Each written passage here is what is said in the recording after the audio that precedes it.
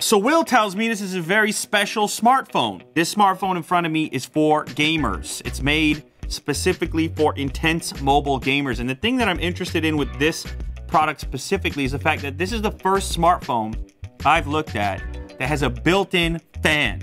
Like a gaming laptop, it has an intake and a fan, and it spits out hot air. So it's called the Red Magic 3. That's right, it's kind of amazing. They're on the 3rd version of this phone already. I think we looked at number 1, right, Will? Qualcomm Snapdragon 855, high efficiency cooling fan, 6.65 inch, 90 hertz FHD display. So we're starting to see that pop up a little more frequently now. That's the same refresh as the OnePlus 7 Pro. It's also got a 5,000 milliamp hour battery, 48 megapixel rear camera, touch-sensitive shoulder triggers. We've seen different contraptions that hook onto smartphones to give you a more ergonomic gaming experience, more similar to a typical controller. So what they've done here is they just put these little touch-sensitive regions in the shoulder locations where a typical controller might have them. Dual stereo front speakers, 4D haptic vibration, and game space. So there is, you hit a button on the side,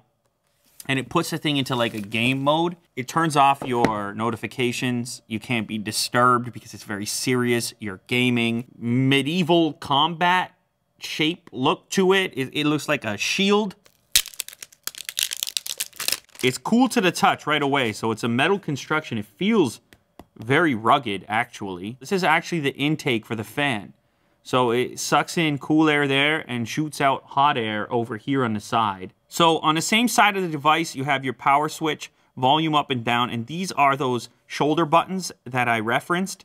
You can see they're strategically located, so if you're playing a game. Other side of the device, there's a pin connector. This is probably for some type of accessory. And then this switch up top, this puts the phone into its gaming specific mode. This device is $479 USD. It doesn't look like it's gonna win any awards for screen to body ratio, if that is a major consideration of yours.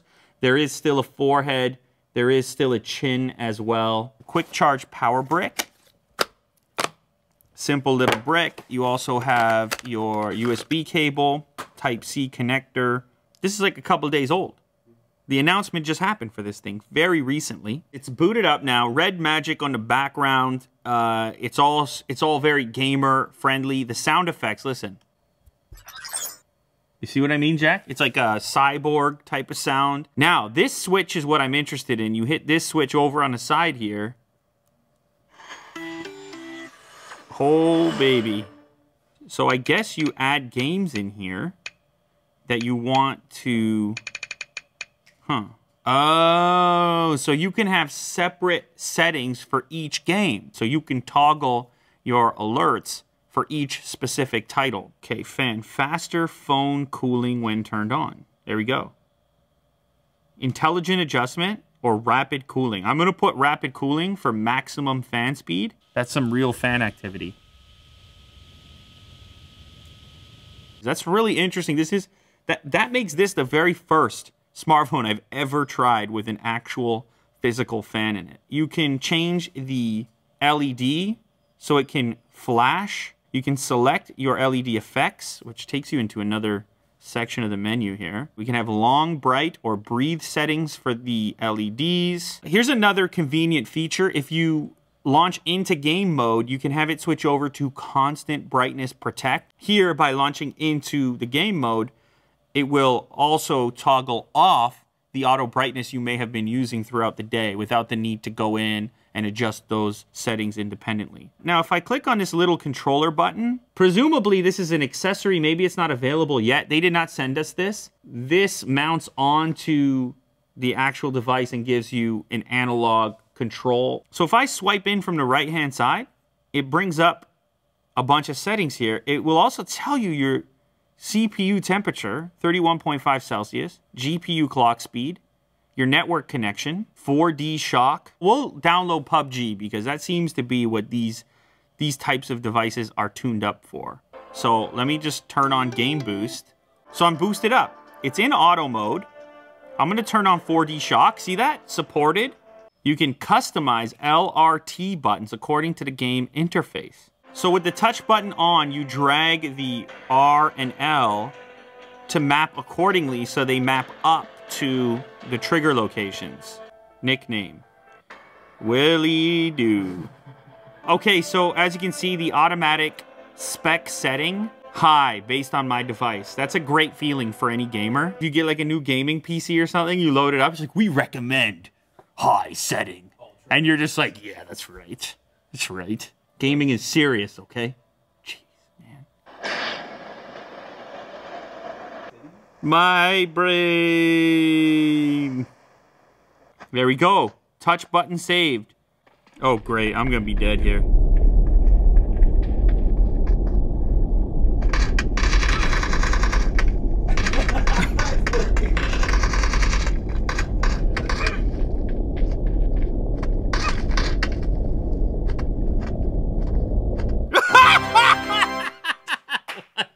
Come on! My instinct at first when I'm punching that guy, I mean, that was an entirely ridiculous exchange, but my instinct was to tap over here, and then I was like, wait, I can just tap up there, and it does feel more natural or comfortable, I guess. Oh, it is on. It's relatively insignificant in relationship to the audio from the game. Oh, I'm getting shot at. Dead. Now let me see, if I scroll over here, I can turn it off if I want. Of course, you'll see the temperature right there will elevate over time. It's 36 right now. What about as an actual smartphone? Obviously, we knew it was going to game. Check it out, Jack. Aggressive wallpapers. It's a more traditional kind of screen-to-body ratio. The curve kind of almost cuts off the top corners here. It's really not a bad package for the price. So let's see how it performs doing other things. What if I just want to watch a video on YouTube? Display is nice.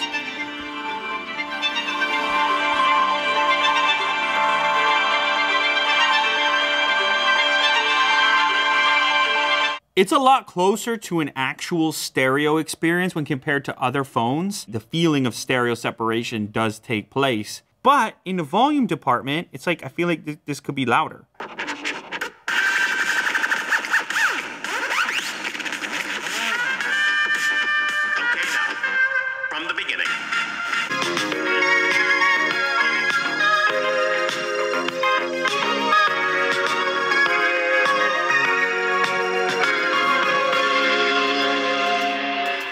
It's weird. These are tough speakers to evaluate because I like the way they sound. They're just not as much volume as I would like. The camera, I have pretty low expectations here. I gotta be honest, like, well, HDR by default. Pretty quick little shutter there. It's not the worst I've seen.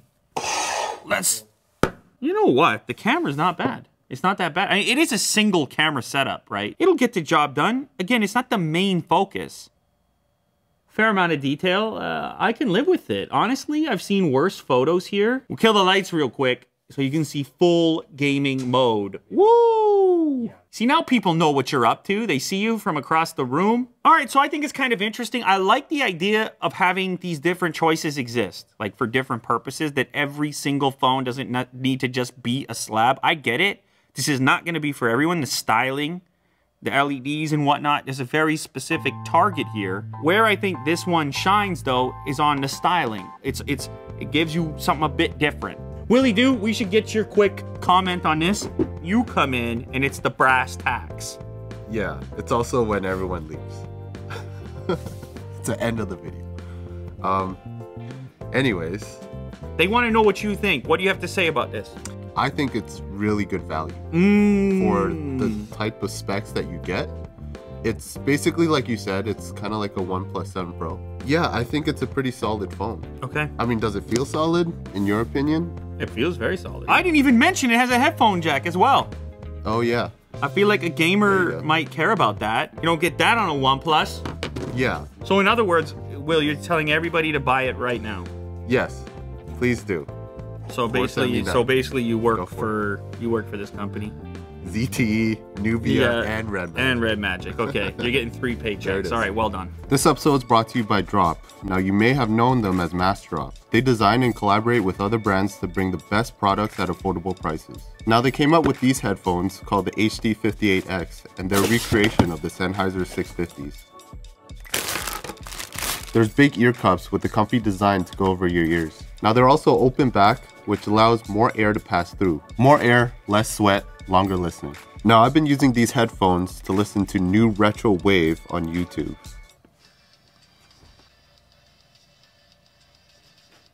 Now these headphones have a lot of bass and they're really clear. I think the fact that they're really light, I can actually wear them all day. So far they've sold over 27,000 units and they have a 5-star rating with over 1,000 reviews. Now if you're interested, check out the links below. Oh, and also, new drop users get $10 off.